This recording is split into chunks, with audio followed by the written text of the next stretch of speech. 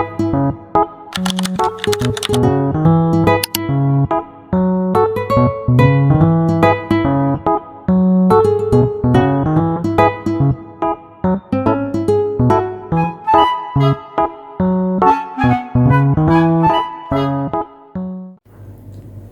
pagi semuanya. Perkenalkan, nama saya Ricky Marcelino Ferdian. Pada kesempatan kali ini saya akan mempresentasikan mind mapping saya yang bab ke-8 dengan judul Keseimbangan Alam dalam Agama Buddha. Nah, pertama-tama kita akan mempelajari atau menjelajahi 31 alam kehidupan, memahami mengapa manusia adalah alam yang paling istimewa dan bagaimana perbuatan kita hari ini menentukan kelahiran kita selanjutnya.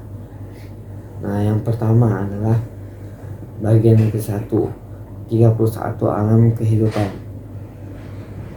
Yang pertama adalah kama bumi atau yang biasa disebut alam nafsu. Alam nafsu itu memiliki 11 alam. Nah, dari 11 alam itu diantaranya ada 4 alam penderitaan atau apaya, yang biasa kita sebut neraka, niraya, yang dimana itu untuk orang yang penuh kebencian. Terus alam setan atau peta, yang dimana itu untuk orang yang kikir atau serakah. Terus yang alam binatang, diracana, itu untuk orang yang batinnya bodoh. Terus yang raksasa atau asura, bagi orang yang iri dan sombong. Terus ada 7 alam bahagia, diantaranya adalah 1 alam manusia, itu terus 6 alam dewa bagi yang hidup bermoral dan penuh keyakinan. Nah, selanjutnya 20 alam lainnya adalah rupa dan arupa bumi, atau yang biasa orang sebut dengan alam meditasi. Nah, alam ini itu seperti universitas bagi para dewa dan brahmana, hanya bisa dicapai melalui meditasi. Nah, rupa bumi adalah 16 alam.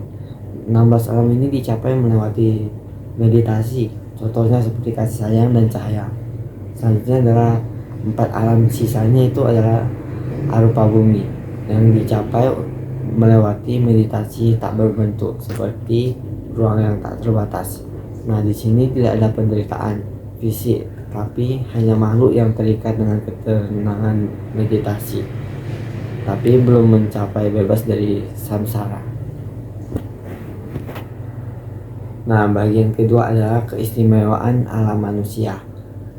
Nah, alam manusia itu ibarat sebagai panggung sandiwara, tempat kita bisa memilih menjadi pahlawan atau penjahat. Berbeda dengan alam para dewa yang terlalu bahagia atau binatang yang terlalu bodoh. Manusia memiliki kebebasan untuk memilih yang baik atau yang buruk. Nah, ada 4 tipe manusia, yaitu manusia tiracano atau seperti robot yang hanya menuruti nafsu indera kita. Yang kedua adalah manusia peto, seperti hantu kelaparan, selalu ingin lebih atau selalu merasa kurang. Yang ketiga adalah manusia manuso, itu seperti sahabat baik, peduli pada sesamanya.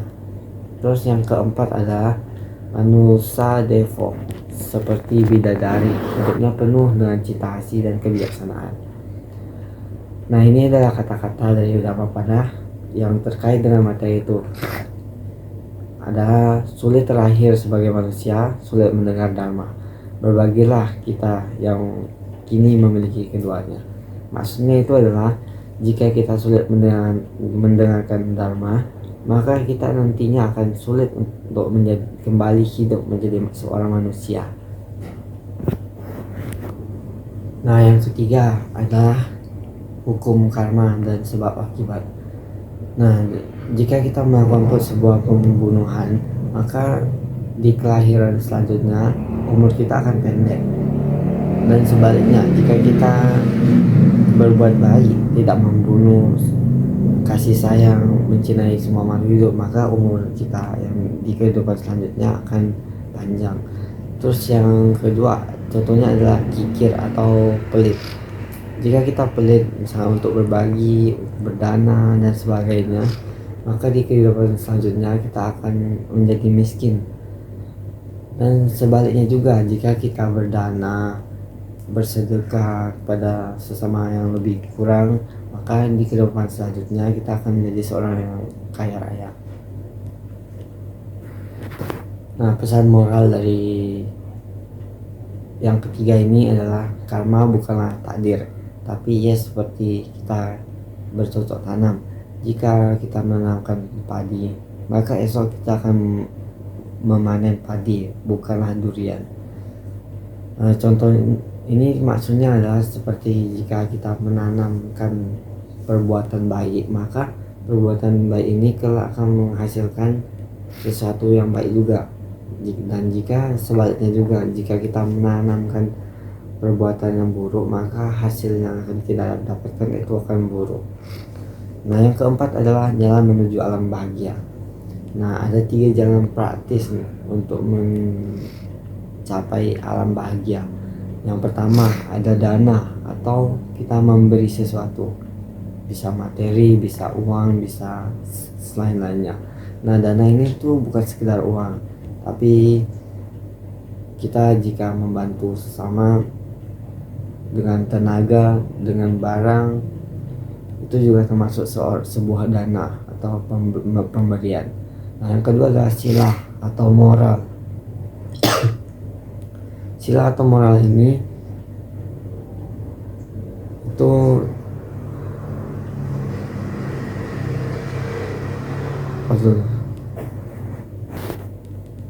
Nah, sila ini itu adalah suatu perilaku atau kegiatan yang kita lakukan, dan itu benar, tidak salah. Jadi jika kita melakukan sila atau moral, itu berarti kita melakukan sebuah perbuatan baik. Nah, yang ketiga itu ada bhavana atau meditasi. Kita meditasi tidak harus setiap hari 2 jam, 3 jam, tapi hanya 5 menit sehari, sebentar saja, itu juga termasuk meditasi. 5 menit itu bisa mengubah suatu hidup seseorang dengan cara menyadari diri. Jika kita ada suatu kesalahan atau apa, kita bisa menyadarinya dari meditasi dalam 5 menit itu. Nah, itu dulu presentasi dari saya. Sampai jumpa lagi.